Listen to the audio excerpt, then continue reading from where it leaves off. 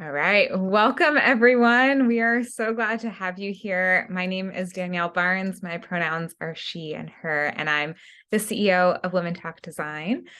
We are joined today by Abbiola Ballah, who will share a little bit more in just a bit. But today's Q&A is all about hearing from her on this topic that it's an important one, and I'm excited for this event specifically. This is a new event that we are kind of experimenting with because Abbiola has been working with the Women Talk Design team to put on a new workshop on this topic of designing inclusive and equitable talks. And we thought before we put on this workshop, let's do a short Q&A with the community and start to introduce this topic, hear what questions you all have. And then one of the pieces of that's important to this that we would love your support with is we have a short survey that we would love for you to fill out that lets us know, are you interested in this topic and learning more? When would work for you for a workshop? And a couple questions around that. So I'm going to drop that in the chat shortly and would love for you to fill that out. And then for today's session, it's a short one. We have just a half hour today with Abbiola, which is just enough time to start the icing on the cake of this big topic. But I'm going to start off with some questions for Abbiola to get the conversation started. And most importantly, we want to hear from you all. So I encourage you, if you have a burning question right away, throw it in the chat. You can also use the raise hand feature and we'll call on you and you can speak aloud to Abbiola. A couple other quick logistics. This is being recorded. We'll send it out afterwards. And we have automated closed captioning that's going on right now as well. So without further ado, I'm going to stop sharing my screen and I will spotlight myself and Abbiola so that we can have a conversation here, talking to one another. And everyone else, if you haven't already, you can say hello in the chat. You can let us know where you're joining from so we can get a sense of who is here as well. But Abbiola, welcome. I'm so glad to have you here. Abbiola and I have had a chance to work together for some other workshops and programs that she's put on for the Women Talk Design community. She is a diversity and equity and inclusion consultant and runs Phern Education Studios. But I would love to hear from you, Abbiola, a little bit more about kind of your story and what led you to want to share on a topic like this. Yeah, so my story is a long one, y'all, but I'll keep it short since we only have half an hour. But I am originally from Trinidad and Tobago in the Caribbean, but I've spent the majority of my adult life outside of the Caribbean, living in Japan, in Belize, in the US. And I started in education. So I've been a teacher, I've been a curriculum designer, program designer, worked in social impact, worked in higher ed.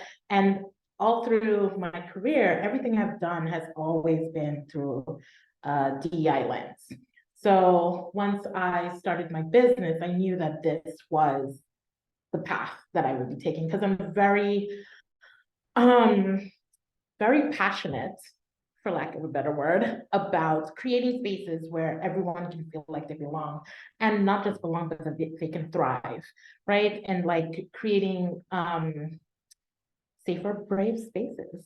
Just a little plug for our other workshops, right? But one of the things that I have been doing as well is speaking. And, I've had the pleasure of doing some virtual talks as well as, in person. I have a few in-person talks coming up. And I've also had the pleasure of going behind the scenes of a conference, in that I've been working with a conference, helping them to create an equitable and inclusive conference on the whole. And through that, so I'm their consultant. So I basically look at every aspect of their conference, from the contracts to the tables and chairs that they're going to use because it's in person, to their vendors, to their sponsors, and of course their speakers. And looking at the different talks that the speakers are pitching to come speak at this conference. One of the things that especially got me thinking about this topic was kind of just looking at some of the pitches that were coming in, some of the topics, and then having conversations with some of those speakers about what they were actually trying to portray to the audience, and who were they trying to talk to, how were they trying to motivate them, and what perspective were they coming from with everything that they were saying, right? And I think that just kind of got me thinking, in that a lot of people could not answer the question of who were they trying to reach with their talk. They were like, oh, the audience, like these people. But are those talks really going to reach those people? Who are those people? What are their identities? What is your identity? What are you, where are you coming from with this? Do they know? Like, there were so many questions that just came up, and I'll stop there. That, yeah, just got me thinking. Awesome. Thank you for that context, Abbiola. I'm dropping the survey in the chat now too, so that I don't forget later. So everyone, please fill that out. We want to hear more about your interest in this topic. And again, I want to start hearing your questions. So if you have a question that comes to mind, drop it in the chat or use the raise hand. I have just 2 more questions before I'm going to open it up to everyone.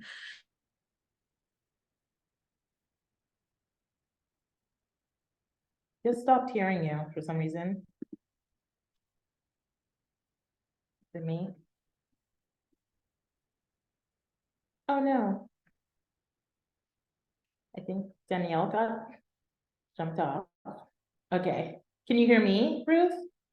Can hear Yes. you. Okay, okay. I think she's coming back in. Hello. You're muted. Sorry about that, y'all. Got kicked out of my own meeting. It happens. So I don't know if my question came through, so I will start again, and No. my apologies. I'm curious, No like problem. why is inclusive and equitable the lens that folks should be looking at their talks through? Can you repeat that one more time? Yeah, like why is it so important for folks to design their talks through an equitable and inclusive lens, and like what does that even mean? Yeah, I think because, who is in the audience? Are they exactly like them? Right? Usually, I would say the majority of conferences try to have diversity within their audience, right? And I think that's something that conferences that are, I wouldn't say all, I would say most, some, right? They're trying to have diversity within their audience. So you want them to be able to relate on some level to you. Now, not everyone is going to relate with everything that you say, but you want people to be able to pick, to find that connection point. And one of the things I found is when there is transparency in who you are as a speaker and as a person, that really helps people to connect better. So for example, take a talk on, your rise in entrepreneurship and how you, bootstrapped it, and, then you were able to. It's inspiring hearing some of these talks, and we've heard many of them, I'm sure. Who hasn't heard these talks? But what we don't hear in a lot of these talks is what does this bootstrapped mean in your context? Where exactly did you start? Is it similar? Then you come to find out maybe 2 months later, oh, that person had a spouse or an angel investor that invested, and they were able to do all these amazing things. So it's kind of like a talk that gives you kind of like this inspiration, and then you find this thing out, and it just like demotivates you, because now you're like, but why didn't you just say that? So I'm not like wondering, why can't I do? I'm going in circles, y'all, so stay with me. Why can't, it's also late here, it's like 7 p.m. But why can't I, like, why can't I do what they've done when I felt so inspired after that talk, right? If you're thinking about this as you create your talk, it helps to minimize the effect of that up and down that the audience member would go through, you know, because there's transparency and this is who I am, this is the perspective I'm coming at, this is my journey, right? Yes, there may be things in there that you can connect with, but there may be other things that you're like, okay, that's what they had to do, that's what they did. So how can I learn from this? You know, you start to think differently as someone who's in the audience. Mm. So it sounds like one of the first steps, or maybe just one of the really important steps of designing an inclusive and equitable talk, is to be really clear about the perspective that you're coming from, and maybe the identity, the privileges that you had coming into this. Yeah, absolutely. I think, you know, it's foundational, right? Like what are your intersectional identities? And we always, like in my other workshop, we always start talking about this, right? What are your intersectional identities? What is your relationship to power and privilege? And how does it affect your experiences and what you're about to share? Yeah. Like it's important. And yes, some people might say, but I don't want to give people all that information. But there's a way that you can do it that fits in with your talk. That is not like you telling people all your business. But still giving people the context, because that's what it is, right? That context that's needed to really understand and dig in. Yeah, great. We have a comment here in the chat from Ruth. Says, reminds me of the phrase, being a white ally is naming whiteness in an all space. It does. I'm going to pause there actually, because I do want to open it up to questions. As we mentioned, this is a short session that we're holding today. We really want to hear what questions that you all have. So feel free to either share them in the chat, or you can use the raised hand feature and we'll invite you to unmute. Ask me all the things. As many as I can answer, though. Ruth. Hi, Abbiola. Hi. Nice to see you. Such good wisdom. You too. You know, everyone for putting this together. I noticed that I go to a lot of conferences and talks, and I feel just incredibly irritated and frustrated because these basic pieces aren't happening. So I'm going to be super excited to boost you, and like, as part of my feedback form, you know, in all these conferences, I'm going to be like, please call Abbiola and hire her. But, you know, in addition to that referral, which I'm relieved to be able to send, I'm wondering from the audience perspective, how do we call in our speakers to realize there is a need to do this? Because mostly I just, the only way I can tolerate these kinds of experiences is I bring a companion and I kind of like semi-hate talk the entire time, where I'm just like, oh my God, I can't believe this is so two-faced, and this is like not serving, this is not real, this just feels like a big self-promotion in the guise of some kind of nutritious talk, and it's like depleting instead of like candid, genuine offering. How do we help speakers wake up? There's no easy answer to that, Ruth, and I'm sure you knew I was going to say that. I know. Because I think, you know, here's the thing, it also depends on what. So a lot of this, it's not just one stakeholder, right? So it also depends on what the conference organizers have put in place, right? For you to be able to give that feedback. Is there a Q&A where you can go up and ask a, kind of clarifying question? Can you share with us a little bit more about your background so I can understand a little bit more how this has shaped your experience? Something like that, right? So it's not a question that's also, what's the word I'm looking for? It's not a question that's like trying to I can't think of the word. If you find it, you can drop it in the chat for me, but fight with them. Right? Controversial, right? It's not like to cause controversy, right? It's not that type of question, but it's really curiosity that it's coming from. Yeah, combative, thank you. Yes, it's not a combative question, but one that's coming from curiosity. Like, I really want to know what the perspective is you're coming from. Because your experiences seem amazing, but how does that, serve me or whatever?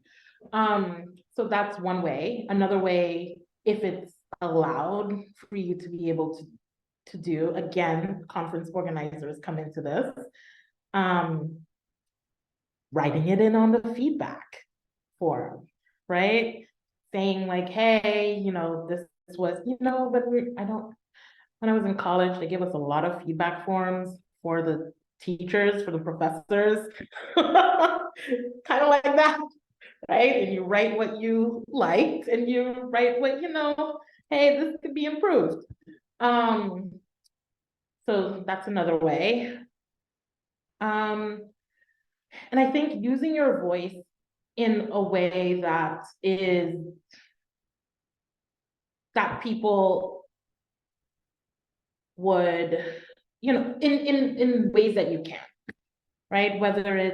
So it's not about bashing, because again, sometimes people just don't know any better, right?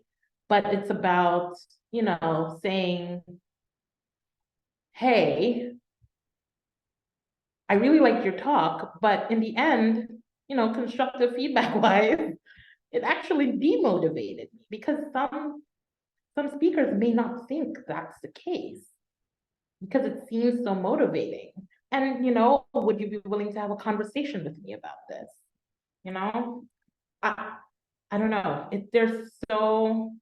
I'm throwing out ideas, but again, it depends on the specific situation and the conference organizers, the speaker. There's so many things. That was a great question. Awesome. Thank you, Ruth. Other questions from the audience?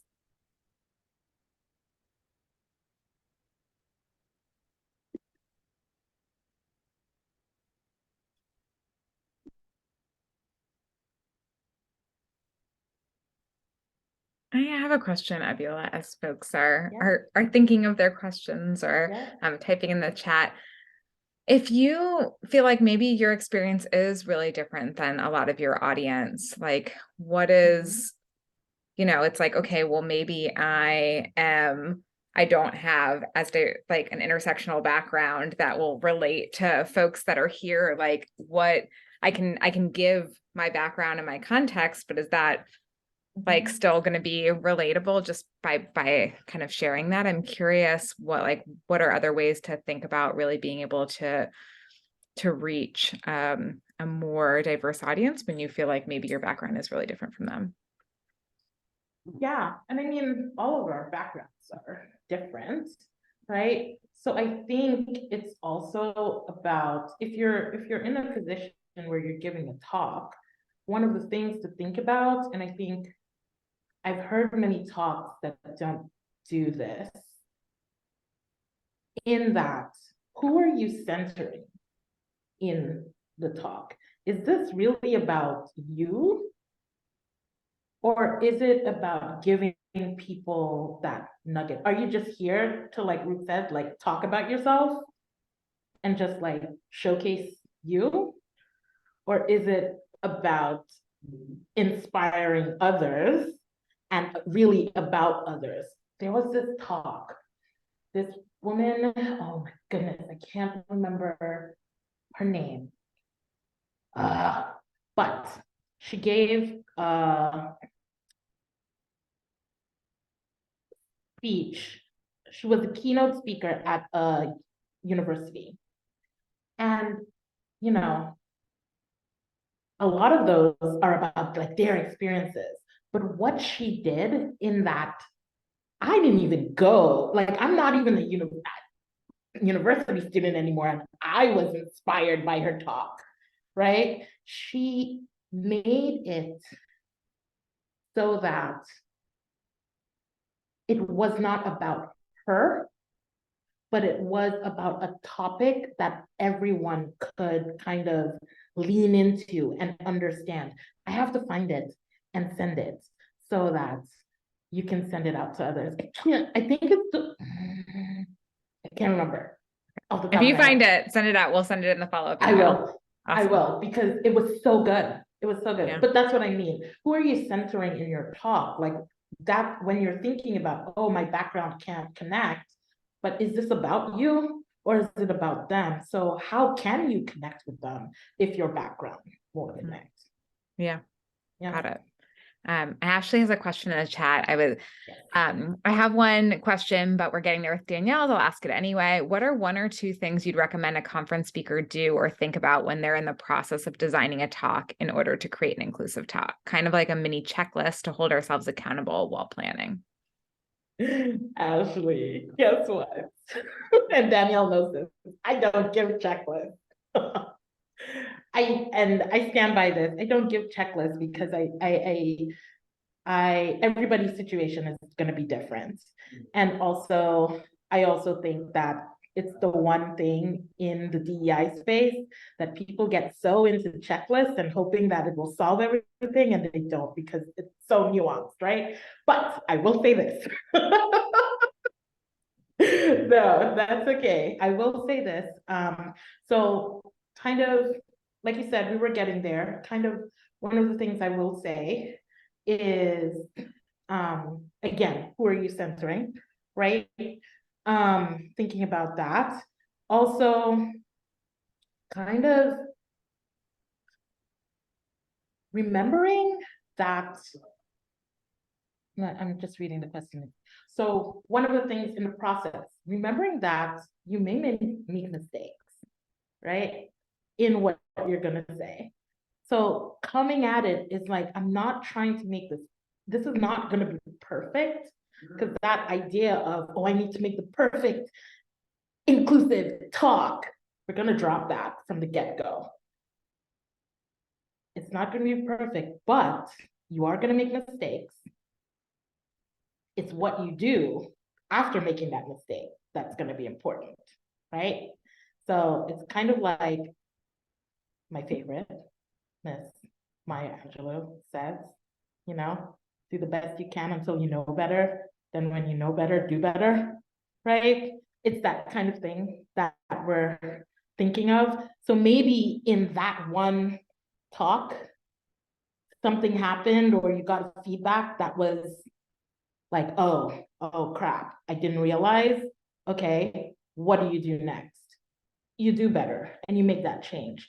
It's that new, right? So coming into this knowing that things can shift, mistakes can happen. I would also say, if these things do happen, own it and work towards changing it, listening to understand, not just to make excuses about why it happened, right?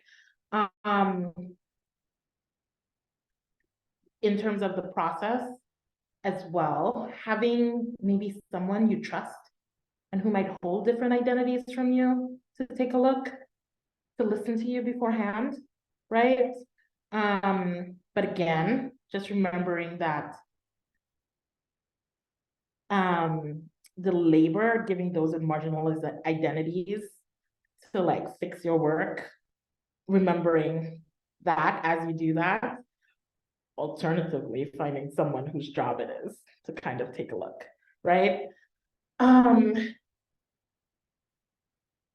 What else? In terms of I think I'll stop there. And I'm sure that brought up more questions, but that's the point.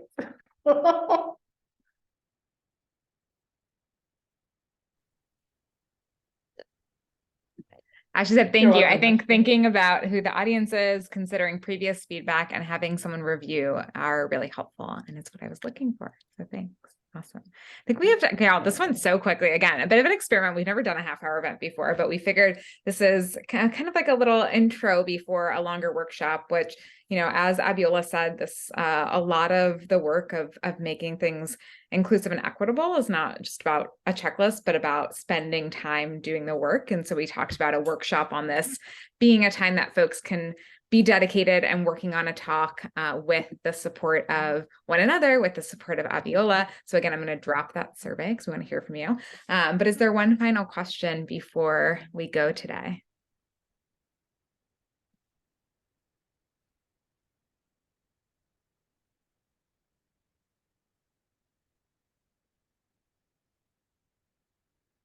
Awesome. Abbiola, is there something you want to leave folks with thinking about as they're going off and designing or thinking about their next talk that they're going to give? I would say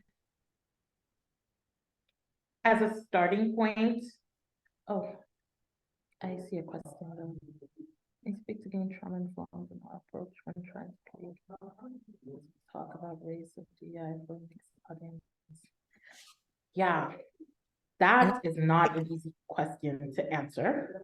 Yeah, I can come too to provide a little bit more context if you'd like me to. I know that's a heavy question at the last hour or last minute, but feel free to answer at your leisure. If you feel like you can take that question right now or not, it's fine. Just want to drop that just because in my experience, it's really difficult when you are engaging with the mixed audience and you want it to be inclusive, you want it to be, highly engaging, but there are some folks for whom engaging in certain topics, right?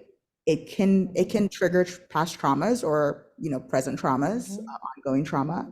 And so I'm experimenting with different things in my practice, but I just wanted to hear if there are any practices or I don't know, ideas that you have about taking a trauma-informed approach when we're designing these inclusive sessions about race or DEI for a mixed audience, knowing you're going to have folks in that audience who are holding that marginalized identity that you're probably going to be talking about or focused on.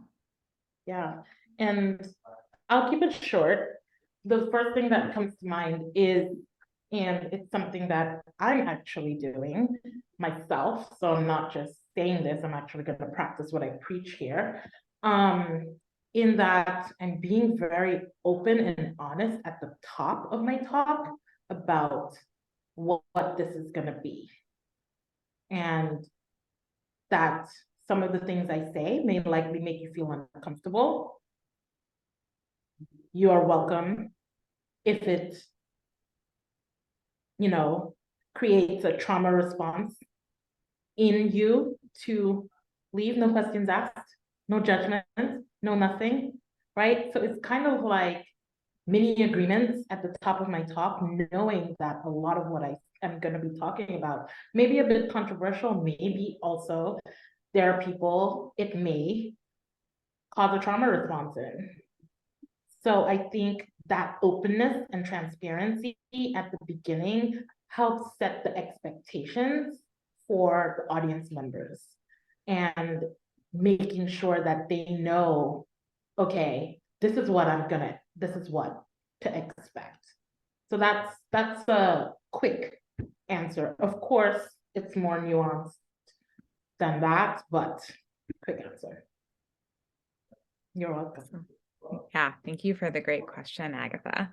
And y'all, that one's so quick. This is a good learning for us. Half hour, big topic, probably not enough time, but thank you so much, Abbiola, for giving us just an Yes. introduction to this topic, and everyone for coming and sharing your questions.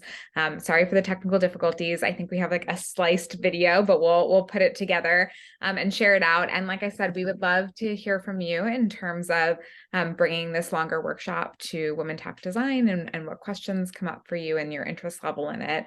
And again, thanks to Abbiola. We'll be following up with everyone soon. Thank you. Thank you. See you all.